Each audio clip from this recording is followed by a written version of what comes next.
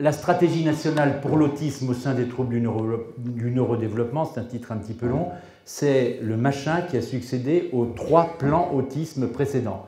Donc, je ne m'attarde pas, mais simplement pour souligner ce qui différencie la stratégie des plans précédents. La première chose est un positionnement institutionnel renforcé, c'est-à-dire que ce n'est pas simplement quelque chose qui dépend du ministère de la Santé, c'est dans un cadre interministériel, avec des implications dans tous les domaines d'action de l'État qu'on a évoqués à un moment ou à un autre ce matin. Une extension à tous les TND, alors même si, comme l'a regretté la présidente de la FF10, ce n'est pas toujours encore très spectaculaire comme extension, mais néanmoins, y compris dans les travaux du groupement d'intérêt scientifique que tu as évoqué, il y a une volonté progressivement de partir de quelque chose qui était très centré sur l'autisme à quelque chose qui s'élargit à la totalité des TND. Et en tout cas depuis 2 ans maintenant, concrètement, même en termes d'emploi des crédits qui ont été programmés pour la stratégie, on voit très clairement que le virage est en train de se prendre. Et enfin, donc, des ressources financières programmées, parce que si on n'a pas d'argent, on ne peut pas faire ce qui est souhaitable pour les personnes. 5 engagements prioritaires. Le premier, c'est remettre la science au cœur de l'action publique, et c'est pour ça qu'il y a un conseil scientifique qui accompagne la stratégie, qu'on travaille continuellement avec des professionnels, avec des équipes comme celles qui sont intervenues ce matin. Intervenir précocement, on a vu que scientifiquement, on sait que c'est en intervenant de façon précoce dans le développement qu'on a des chances de réduire les conséquences des difficultés des enfants dans leur vie scolaire, dans leur vie sociale, dans leur vie professionnelle. Et un point particulier, le retard en matière de scolarisation.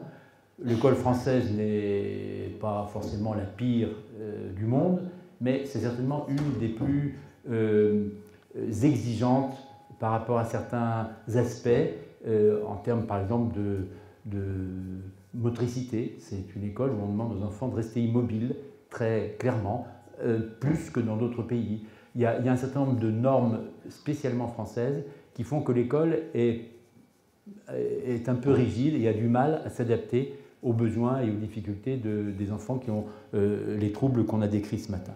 Et enfin, un point particulier sur la question des adultes autistes, mais on n'en parlera pas aujourd'hui. Et puis aussi un point très important, une priorité importante, l'accompagnement des familles. On a vu tout à l'heure dans une présentation l'utilité des programmes de guidance parentale, d'accompagnement des familles, la continuité entre ce que les enfants font à l'école, en rééducation et à la maison, qui passe par ce soutien, cet accompagnement professionnel des familles. Le diagnostic précoce, c'est toi ? Donc, effectivement, si on revient sur le deuxième engagement et sur donc, le diagnostic précoce, il faut absolument des professionnels compétents et formés. Il faut une organisation concertée et efficace des acteurs et puis un accès gratuit au bilan et aux soins. Et c'est pour ça qu'il y a eu une politique du gouvernement particulièrement forte sur ces éléments-là, qui ont conduit notamment donc à créer ces plateformes de coordination et d'orientation, les fameux PCO. Alors,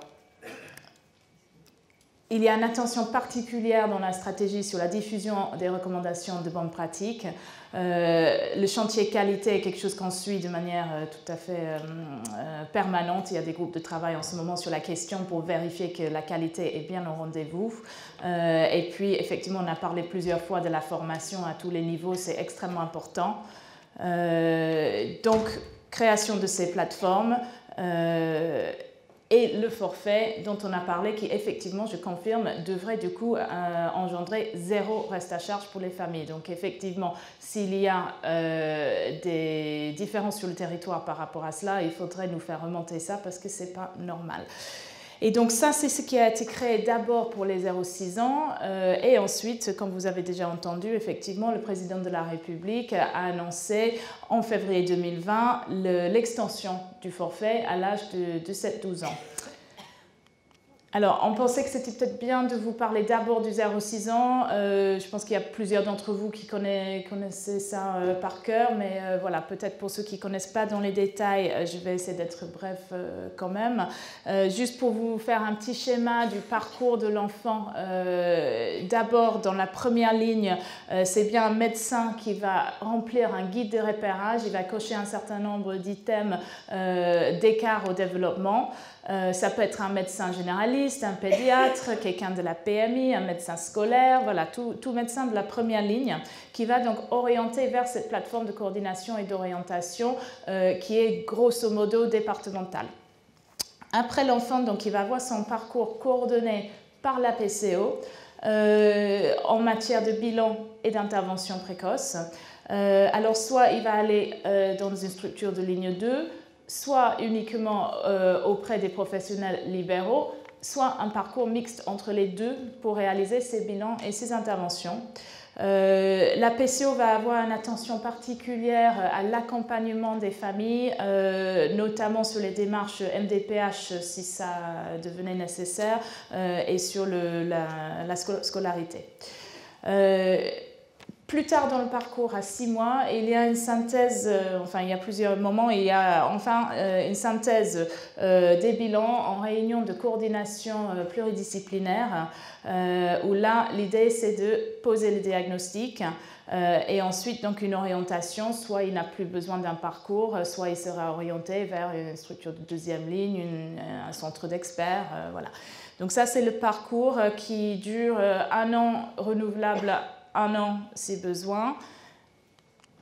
Alors, pour vraiment vous schématiser, il y a 3 avancées, on va dire, dans ce parcours. C'est à la fois la coordination des parcours, c'est l'accompagnement des familles et c'est la qualité.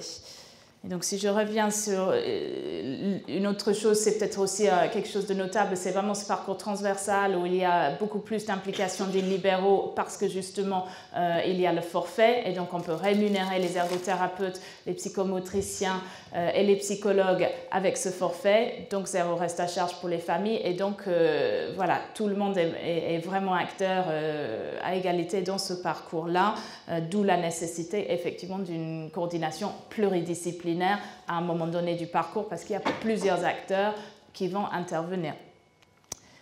Juste un petit focus sur l'accompagnement de la famille. Donc en plus de la partie effectivement 0 reste à charge, la partie rendez-vous est très importante. Alors soit il y aura des conseils sur les prises de rendez-vous avec toutes les coordonnées, etc. Quand la PCO pense que la famille est en mesure de gérer ces rendez-vous. Si besoin, si la famille est un peu en difficulté pour les rendez-vous, la PCO va prendre le rendez-vous pour eux. Donc voilà, l'idée c'est vraiment de faciliter ce qui peut être un parcours de combattant, comme vous savez très bien. Il y a, je vous avais déjà dit, la partie MDPH et scolarité. Et sur la qualité, effectivement, il y a tout un volet prévu sur la formation des professionnels, donc notamment les professionnels de première ligne, mais aussi ça peut être les deuxièmes lignes également, des professionnels libéraux, etc. On a parlé des RCP qui restent extrêmement importantes. L'idée, c'est de réduire les délais, donc vraiment d'avancer le diagnostic. Et puis tout ça dans un respect parfait des recommandations de bonne pratique. Alors bien sûr, je vous explique ce qui est dans l'idéal. Après, on a, comme disait Madame la Ministre, il y a des disparités territoriales avec des qualités plus ou moins importantes, d'où le fait qu'on réunit un groupe de travail en ce moment pour vraiment continuer à avancer sur la qualité. Et juste sur les chiffres, combien on a aujourd'hui, 73 PCO sont ouvertes.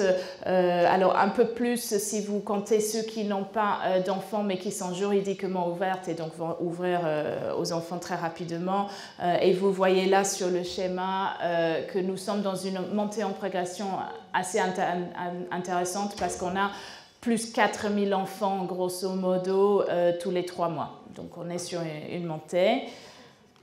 Et puis, ce qui vous intéresse particulièrement, c'est effectivement qu'on parle du 7-12.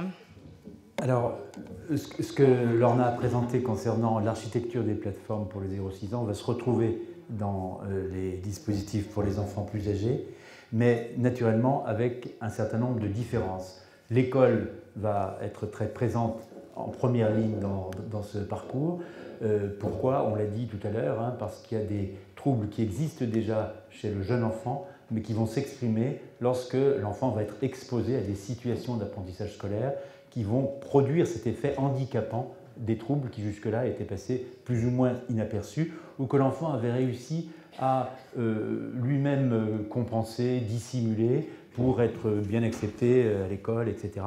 Et puis aussi parce que l'école maternelle est une institution plus tolérante que l'école élémentaire, même si on fait des apprentissages à l'école maternelle, les activités sont moins structurées, moins rigides, les exigences de comportement sont moins affirmées, on supporte que les enfants bougent un petit peu, parlent, etc., beaucoup plus qu'à l'école élémentaire. Ces difficultés vont s'exprimer de plusieurs façons, dans les apprentissages eux-mêmes, des enfants qui vont très vite apparaître comme rencontrant des difficultés dans les apprentissages fondamentaux comme la lecture, dans la capacité à se conformer aux exigences comportementales de l'école, et là commencent les mauvaises interprétations des choses, c'est-à-dire que les problèmes de comportement sont perçus eux-mêmes comme des troubles, alors que ce n'est, comme vous l'avez dit, que des conséquences d'un certain nombre de troubles, ou pas d'ailleurs, mais du coup il y a une interprétation qui va tendre à considérer que c'est des enfants pas obéissants, mal élevés, qui n'ont pas de repères dans leur éducation familiale, etc., et qui du coup n'acceptent pas les règles de vie collective qui leur sont imposées à l'école. Deux conséquences. La première, c'est qu'il est indispensable que tous les acteurs scolaires, et quand on parle d'acteurs de l'école, ce n'est pas uniquement les enseignants, même si c'est principalement les enseignants, c'est aussi, on l'a évoqué ce matin, les psychologues de l'éducation nationale, les médecins de l'éducation nationale, et les enseignants spécialisés qui interviennent dans ce qu'on appelle les réseaux d'aide à l'école, hein, auxquels on va confier des enfants lorsqu'ils commencent à rencontrer des difficultés, mais tout en les laissant dans le contexte de l'école, et impliquer davantage l'éducation nationale dans le dispositif qu'a décrit l'ORNA pour les 0-6 ans, mais qui reste un dispositif qui est très centré sur des soins, des équipes de médicaux, de professionnels du secteur paramédical, et où il y a très peu d'enseignants finalement, même si évidemment l'articulation avec ce qui se passe à l'école maternelle est indispensable. La deuxième différence, c'est qu'au bout des 2 ans, la sortie du parcours, compte tenu de la nature des troubles qui vont être identifiés dans cette deuxième séquence, ne seront pas exactement répartis de la même façon.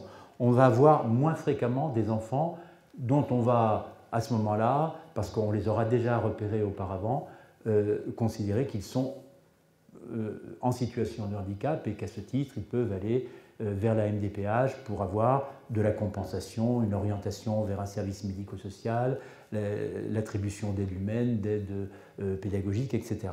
Il y en aura, mais il y en aura sans doute moins que dans les enfants dont les troubles font que, dont les difficultés font que les troubles sont repérés avant. La deuxième différence, c'est que les besoins qui vont appeler des réponses rééducatives, éducatives et pédagogiques feront que ces réponses ne seront pas exactement les mêmes. Il y aura besoin de compensation, mais surtout il y aura besoin d'aménagement pédagogique, c'est-à-dire d'intervenir sur l'environnement de l'enfant à l'école. Par exemple, si on s'aperçoit que les enfants qui risquent d'être distraits, on va essayer de conseiller aux enseignants de réfléchir à l'affichage dans leur classe. Parce que quand il y a les murs couverts de panneaux avec les tables des opérations, les règles de conjugaison, etc., l'enfant ne peut pas trouver la bonne information. Donc, les enseignants croient bien faire en surchargeant l'environnement de classe, mais on peut faciliter l'utilisation de cet environnement quand on demande aux enseignants de le simplifier, quand on leur demande de travailler sur les supports pédagogiques dont la lecture ne va pas être plus compliquée pour des enfants qui ont des problèmes relativement légers. Ceux qui ont des problèmes sévères, de toute façon, même si on prend des caractères un peu plus grands, si on espace un peu plus les lignes, ils continueront à avoir des difficultés. Mais faire un peu d'accessibilité pédagogique, d'aménagement, avant de faire de la compensation individuelle. Ensuite, les troubles, ils n'auront pas la même fréquence dans les publics qu'on aura repérés à cet âge-là. Il y aura moins d'enfants autistes, puisque les autismes sévères, en tout cas, auront été repérés avant. On aura des jeunes autistes, mais autistes avec des bons niveaux intellectuels qui jusque-là sont passés un peu à travers les mailles, hein, ou qui ont eux-mêmes réussi à cacher leur autisme sous leur performance scolaire, mais qui vont parfois ne plus avoir la capacité de compenser eux-mêmes cette réalité à l'école ou même au moment du collège. Quelquefois, on en trouve à l'université aussi qui sont dans cette espèce d'épuisement par rapport à leur capacité à faire comme s'ils n'étaient pas autistes. On va avoir beaucoup de TDAH et beaucoup de dyslexiques, dysorthographiques, tous ceux dont on a parlé ce matin, les troubles spécifiques du langage et des apprentissages. Et puis on va avoir des enfants avec des déficiences intellectuelles, des troubles du développement intellectuel légers, qui sont des enfants qui se socialisent bien à l'école maternelle, mais dont les difficultés vont apparaître au moment où on va rentrer dans le dur des apprentissages, avec à chaque fois les risques de réaction sur le comportement, sur la socialisation, qui font que ça brouille les pistes et que pour l'enseignant, un enfant qui se bagarre, il ne sait pas si c'est parce qu'il a un TDAH ou parce qu'il n'arrive pas à se faire comprendre parce qu'il a un trouble du langage oral ou parce qu'il est rejeté par les autres à cause d'une autre difficulté. Ça se manifeste de la même façon, mais ce n'est pas toujours très lisible pour les enseignants, d'où l'intérêt de former la communauté éducative à non pas faire des diagnostics, mais à avoir une petite finesse de sensibilité pour ne pas interpréter trop rapidement ces manifestations de difficulté. La sortie, c'est ça, voilà. Donc après, nous, c'est notre travail un peu de cuisine. Comment on fait, puisque les deux étages de la fusée repérage n'ont pas démarré en même temps, comment on fait pour que, pour les parents dont un enfant sera repéré à l'âge de 5 ans, il n'est pas à quitter une plateforme pour entrer dans l'autre parce qu'il y a une frontière d'âge entre les deux. Donc on veut absolument qu'il y ait une continuité pour les enfants. Donc ça veut dire une continuité territoriale. Ça pose des problèmes parce que les spécialistes et les opérateurs des plateformes pour les très jeunes enfants et ceux qui ont les compétences et l'expérience pour les enfants de plus de 6 ans, ce n'est pas exactement les mêmes. On trouve toujours des médecins, des psychologues, des orthophonistes, etc. Mais ce n'est pas tout à fait quand même les mêmes spécialités. Et donc, il faut qu'on puisse recomposer sur le premier étage des PCO dont Lorna vient de vous faire un petit panorama, compléter ces équipes avec des services, des gens formés, respectueux des bonnes pratiques, parce qu'il faut qu'on garde cette idée que c'est les connaissances scientifiques qui doivent piloter les actions qui sont financées par les pouvoirs publics et qui sont censées répondre aux besoins des enfants et de leurs familles. Hein. Et on a prévu donc de commencer dès maintenant l'instruction interministérielle dont parlait Nathalie Gros à l'instant a été publiée il y a quelques jours. Le livret de repérage, c'est-à-dire l'instrument que les professionnels devront utiliser pour avoir une sorte de fiche de liaison entre le médecin, l'école et la plateforme. On est en train d'y travailler avec certains d'entre vous et la famille, bien entendu. Oui, je ne le dis pas parce que pour moi c'est sous-entendu, il y a toujours la famille. Je pense que c'est important. Voilà, mais c'est important, tu as tout à fait raison d'insister. La famille ne peut pas être tenue à l'écart, évidemment, de cette décision, qui est une décision importante. Voilà comment ça va se passer, en gros. Hein. Donc, on a les trois, non, je ne vois pas d'ici. Donc, la famille, le médecin et l'école. L'école, dès le début, elle n'a pas besoin d'attendre que l'enfant ait des difficultés qui conduisent à signaler à la plateforme ou à quelqu'un d'autre pour mettre en place des réponses pédagogiques. Hein. Et les écoles sont maintenant entraînées à mettre très tôt, même à l'école maternelle, un certain nombre d'éléments. Alors c'est plus ou moins généralisé, c'est plus ou moins obligatoire, mais ça existe, ça doit continuer. On ne doit surtout pas attendre que la plateforme soit intervenue pour mobiliser des réponses pédagogiques. La famille, de la même façon, peut engager des soins parce qu'elle peut avoir des inquiétudes. Le médecin traitant peut conseiller d'aller voir un orthophoniste ou un psychomotricien. Voilà. Et il y a un moment où les difficultés observées à la maison, dans le cabinet du médecin et à l'école vont amener à partager des observations. On va réunir un truc qui s'appelle l'équipe éducative, c'est-à-dire un endroit où on se met autour de la table pour parler d'un enfant avec l'ensemble des adultes qui le connaissent, donc ses parents, l'école, les soignants, le médecin de l'école ou le médecin de famille quand il peut se libérer. Et là, on va avoir plusieurs cas de figure. Soit on adresse à la plateforme, je ne sais plus où on appuie pour faire la petite flèche, ben, je ne sais pas, au milieu. Voilà. En fait, je ne vois pas le point rouge, donc j'ai des problèmes de coordination. Donc, l'équipe éducative transmet à la PCO, lorsqu'elle juge qu'à partir de ce merveilleux livret qu'on est en train de fabriquer, il y a suffisamment de signes d'alerte pour penser qu'il y a probablement un trouble du neurodéveloppement sans qu'on sache exactement lequel. Et le travail de la plateforme, ça va être d'amener en moins de 2 ans un diagnostic différentiel. Après, les soins vont être mobilisés dans le cadre du forfait sans attendre le diagnostic. Les réponses pédagogiques vont continuer à se faire en articulation avec les bilans, les évaluations qui sont faites au sein de la plateforme. Certains enfants aboutiront à un dossier MDPH, mais pas tous. Les autres, on continuera à dialoguer avec l'école pour maintenir les aménagements pédagogiques, les renforcer, les adapter à l'évolution du parcours scolaire. Et oui, la petite flèche qui arrive un peu en retard, c'est le fait qu'il ne faut pas oublier que ça n'est pas une réponse à la difficulté scolaire, c'est une réponse à la recherche d'un trouble qui a besoin d'une réponse en termes de soins. En plus de la... je regarde si je le dis bien, parce que je me fais souvent rappeler à l'ordre par la FF10 quand je ne le dis pas dans le bon ordre. Donc, l'école est partie prenante, mais ça n'est pas pour médicaliser les difficultés scolaires, c'est pour que les enfants qui ont le droit de réussir à l'école puissent aussi avoir le droit de bénéficier des soins à partir d'un diagnostic clairement posé par des professionnels compétents et dans un temps relativement réduit. Voilà.